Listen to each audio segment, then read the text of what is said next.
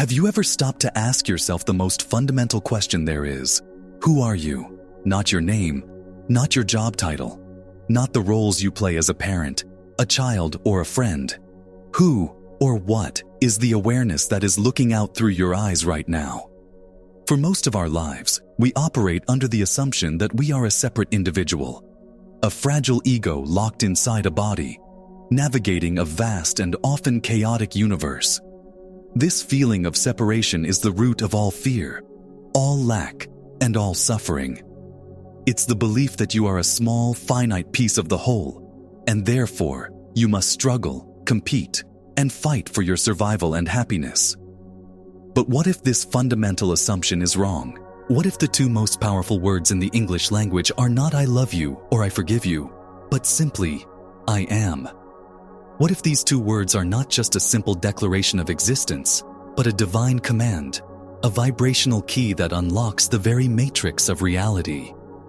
This is the point where the deepest perennial wisdom of the ages converges with the bleeding edge of quantum physics. It's the understanding that your true identity is not the person you think you are, but the infinite consciousness that is aware of that person. And by understanding and embodying the power of I am, you can shift from being a product of your reality to being the conscious creator of it. This is the journey into what we can call the divine state. The access point to this divine state, this profound shift in identity, is through the recognition of who you are at your core. This is not a new idea. It is a truth that has been whispered down through the ages by mystics, sages, and masters. When Moses stood before the burning bush and asked for the name of the divine, the answer was Ehyeh Asher Ehyeh, which translates to I am that I am. It was not a name like John or Jane. It was a statement of pure, unqualified being. It was the universe declaring its fundamental nature as conscious existence itself. When the Master Jesus said, "I and the Father are one," he was not making a claim of personal grandiosity. He was revealing a universal principle. The I am within him, the core consciousness, is the same one consciousness, the same Father, that is the source of all creation. This same truth echoes across all traditions. The Buddha spoke of an inherent Buddha nature within all beings, a pure awareness obscured by the clouds of the thinking mind. In the ancient Vedic scriptures of India, one of the great Mahavakyas, or great sayings, is Tattvamasi.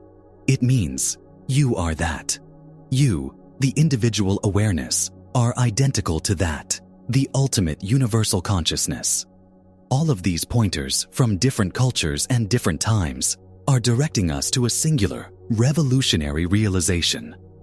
There is only one I am in the universe, and it is the consciousness that is currently aware of these words. The observer effect in quantum physics provides a stunning parallel. In the famous double-slit experiment, particles exist as a wave of infinite possibilities until a conscious observer looks. The moment of observation is what collapses the wave of potential into a single concrete reality. You, your awareness, your I am presence, are that observer. Your consciousness is the force that turns the infinite potential of the quantum field into the tangible experience of your life. So why don't we feel this infinite power all the time? The answer lies in the identity we have constructed for ourselves, the mask we wear that we mistake for our true face. From the moment you were born, you were given a name, a story, and a set of beliefs. You were told, I am a boy, or I am a girl. I am smart, or I am not so smart. I am worthy, or I am unworthy. Every experience, every word spoken over you, was recorded and programmed into the most powerful part of your being, your subconscious mind.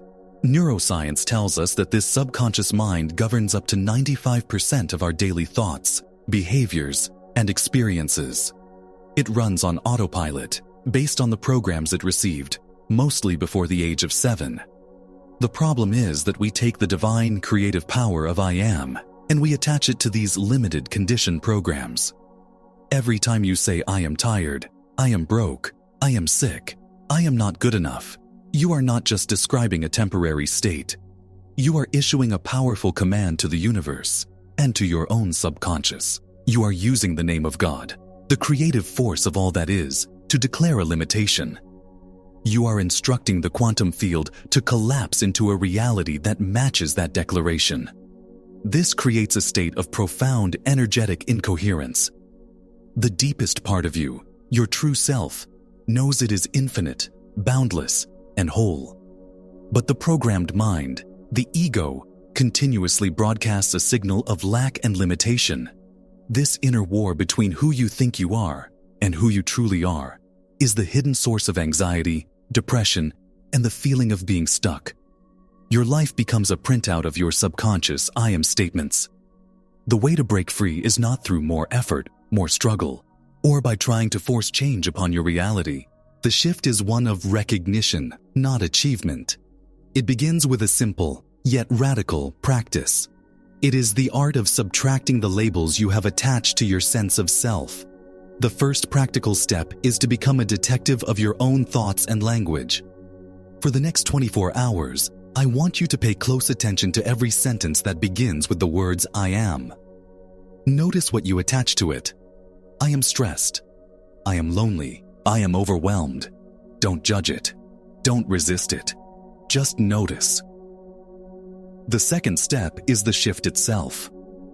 When you catch yourself defining your being with a limitation, pause. Take a deep breath. In that pause, mentally let go of the word or phrase that followed I am, and just for a moment, rest in the pure, naked feeling of I am, with nothing after it. Feel the silent, expansive, peaceful awareness that is simply being. This is your true frequency. In physics, we know that everything is energy, frequency, and vibration. When you rest in the pure awareness of I am, you are tuning your energetic field to the 0-point frequency of the quantum field itself. This is the field of all possibility. You are activating a state of resonance with the source of all creation. The work of epigenetics, pioneered by scientists like Dr. Bruce Lipton, shows that our perception, our beliefs, and our state of being send signals that can literally rewrite our genetic expression. By shifting your core perception of who you are from a limited person to this infinite awareness, you are sending a new, powerful signal to every cell in your body and to the energetic field around you, commanding a new reality into existence. You may already be getting glimpses of this deeper reality. This awakening doesn't always happen in a single explosive event. Often, it begins with subtle signs, whispers from your deeper self.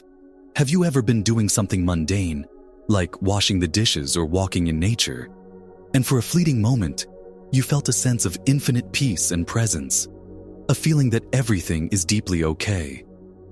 Have you ever had a moment of spontaneous knowing, where the answer to a complex problem just appears in your mind, fully formed, without any logical process? Or have you experienced a moment of unity, where the boundary between you and the world around you seemed to dissolve? Maybe you were looking at a sunset or holding a newborn baby, and for a second, there was no you and the sunset, just a single unified experience of beauty. These are not just psychological quirks. These are moments where the veil of the ego thins, and your true nature as infinite consciousness shines through. You may also notice an increase in what some call impossible manifestations or synchronicities. As you begin to align more with the pure I am presence, you'll find that reality seems to reorganize itself around you. The right person calls at the right time.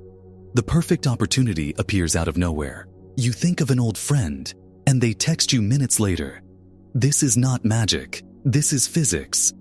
When you stop operating as a separate fragment fighting against the universe, and instead realize you are the universe experiencing itself, you align with the flow of creation.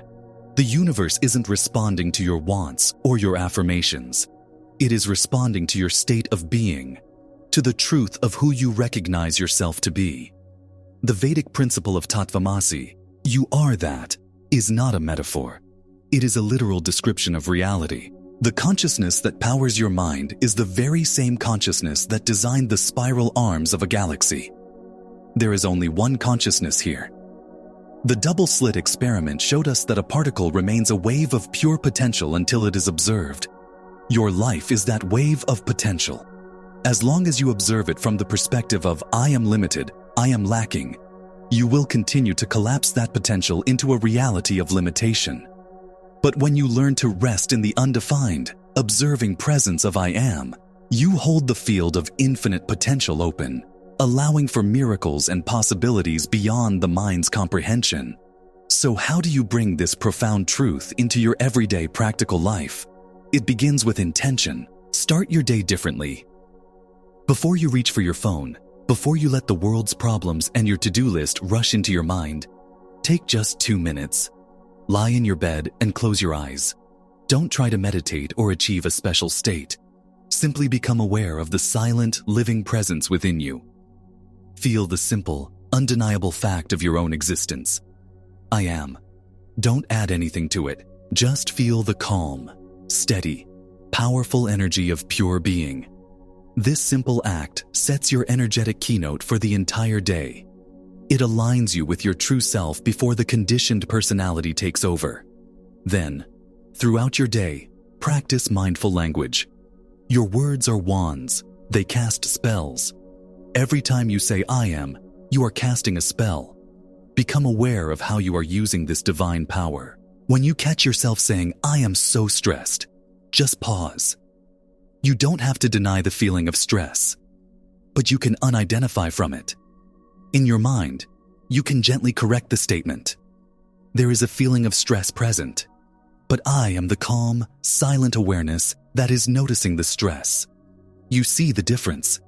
You are unhooking the divine engine of your identity from the temporary cart of an emotion or a situation.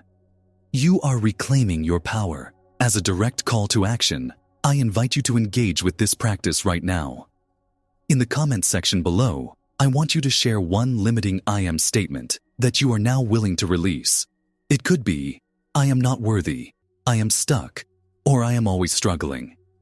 By writing it down and consciously letting it go, you are making a powerful declaration to yourself and to the universe that you are no longer available for that reality. You are choosing to remember who you truly are. Now you might be thinking, this sounds wonderful, but my life is hard. I have experienced trauma, loss, and profound suffering. How does that fit into this beautiful picture? This is perhaps the most crucial understanding of all. Your hardship has not been a cosmic mistake or a punishment. Your suffering has been a sacred and necessary part of your awakening. Every challenge, every heartbreak, every failure has served one ultimate purpose: to systematically dismantle the false identity, the ego that you thought you were. These experiences are a form of grace, designed to break your attachment to the things that are not your true self, your job, your relationships, your health, your beliefs. Pain is a divine chisel. It chips away everything you are not, to reveal the indestructible masterpiece you have always been. When your life seems to fall apart, it is often because the universe is clearing a cluttered and unstable foundation so that something far more true and magnificent can be built in its place. Your deepest wounds become the gateways to your greatest light. The purpose of this ego death is to empty you of the small self so that the infinite self, the I am presence, can finally be recognized as the totality of your being. Of course, your logical mind will rebel against this. It will scream, "This is dangerous nonsense. I need my identity to survive. I have responsibilities." Doubt will arise. That is the mind's job. It is a survival tool designed for the material world. The key is not to fight your mind. Don't argue with your doubts. Simply acknowledge them with a gentle compassion. Thank your mind for trying to keep you safe. And then, ever so gently, bring your attention back from the noise of the thoughts to the silent, feeling awareness of I am. This is not a one-time fix. It is a moment-by-moment practice of returning home. Each time you choose the silent presence of I am over the noisy story of the ego, you are carving new neural pathways in your brain. You are reconditioning the 95% of your subconscious to a new baseline reality, a new normal. the state of unity and infinite potential that once felt like a fleeting glimpse becomes your stabilized, moment-to-moment experience of life. Let's bring this all together into one core, undeniable truth. You are not a human being trying to have a spiritual experience. You are infinite, divine consciousness having a temporary human experience. Your true identity is not your personality, your body, or your life story. Your true identity is the timeless, formless, silent awareness that was present before your first thought and will be present after your last. The key to unlocking your highest potential for joy, creativity, and peace is to shift your primary identification from the person to the presence, from the character in the story to the author of the story. This is the ultimate alchemy. You stop seeing yourself as a victim of circumstances, and you realize you are the very consciousness through which circumstances are created and perceived. The world ceases to happen to you, and it begins to respond through you. The immense power is not found in the words you attach after I am. The power is inherent within the pure recognition of I am itself. When you say those words, know that it is not the small, limited person speaking. It is the universe, God, Source, speaking its own name through your human form. It is a declaration of your own divinity. The invitation now is to live this truth. Don't let this be just another interesting video you watch and then forget. Let this be a turning point. Let the feeling and awareness of I am become your anchor in the storms of life, your sanctuary of peace, and the wellspring of your creative power. Your reality is a mirror, and it has been patiently waiting for you to recognize the true face looking into it. If this message has awakened something within you, I invite you to subscribe to this channel. Every video here is created with deep intention, care, and love to support you on this sacred journey of remembering. Click the like button to help this consciousness of unity reach more people, and share this video with anyone you feel is ready to step into their true power. Your transformation is not in the future. It begins in this very now with the simple, profound, and world-changing recognition of I am.